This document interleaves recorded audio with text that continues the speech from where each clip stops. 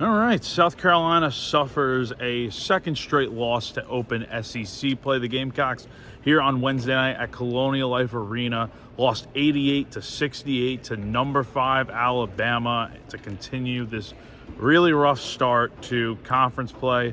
And it doesn't get any easier from here. It's going to be like this every game where it's a grind. It's going to be tough. This conference has been absolutely dominant in college basketball this year. And with Auburn coming into town on Saturday, which we'll get into in a second, it's not looking good right now for the Gamecocks. And look, for all intents and purposes, after the performance they had on Saturday out in Starkville, losing by 35 points to Mississippi State, this was a better game for South Carolina, but by no means was it a perfect performance. They got off to a pretty good start, had the lead for the first 4 minutes of the game, kept it relatively close, and then once Alabama's talent and depth kind of took center stage, that's when the game kind of started to unravel and get out of hand.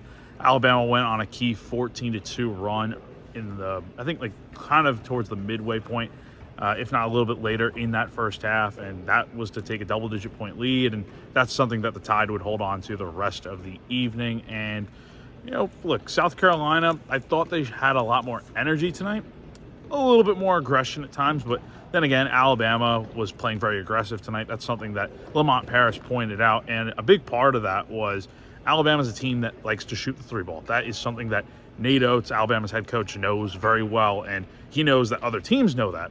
And to kind of counteract that, Alabama only took, I believe, 19 three-point shots tonight. They went 8 of 19, which is still relatively good for the Tide, but at the same time, they went to the cup a lot more. They drove to the basket, got a lot of good looks on layups, and even got a handful of and-one opportunities because South Carolina could not help itself in fouling Alabama a bunch and sending them to the line for extra points. And that was a real struggle, and there's a lot of different things that are the reason why South Carolina is going through this real rough stretch to begin SEC play. It's not one singular thing.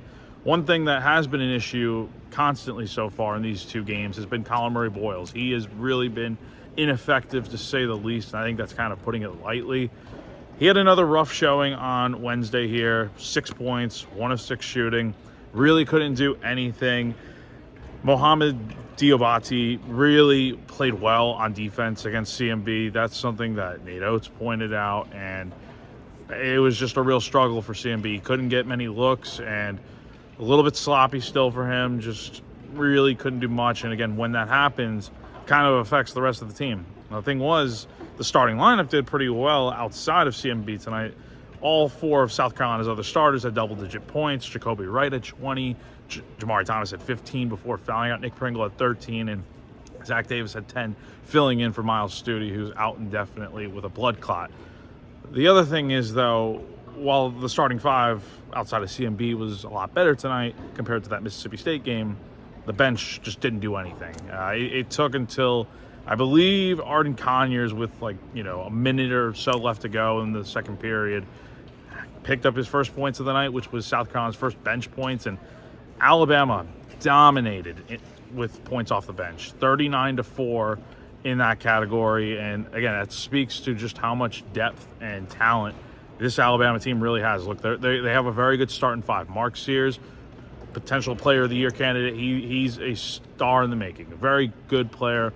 We know this by now. That starting 5 with guys like Grant Nelson, guys like that, they are very good. But that bench, having a guy like Aiden Holloway, Diabate, like I mentioned before, guys like that can come in and make an immediate impact, that speaks volumes about how good this Crimson Tide team is.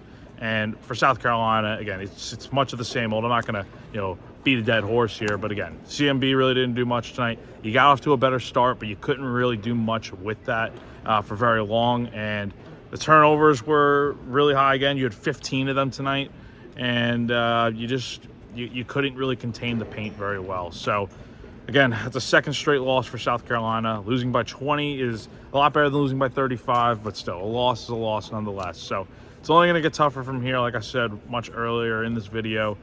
Number 2, Auburn, probably going to be number 1 after this weekend because Tennessee got slaughtered out in Gainesville against Florida the other night. So Number 2, Auburn comes into town on Saturday. Tip-off is at 1 p.m. on SEC Network. We'll see what happens. It just feels like South Carolina is starting to dig itself into a little bit of a hole with an 0-2 start. And look, it's going to get tougher to climb out of an 0-3 hole if that's what happens after Saturday. So 88-68 is your final from Colonial Life Arena here on Wednesday. For GamecockCentral.com, I'm Jack Veltri.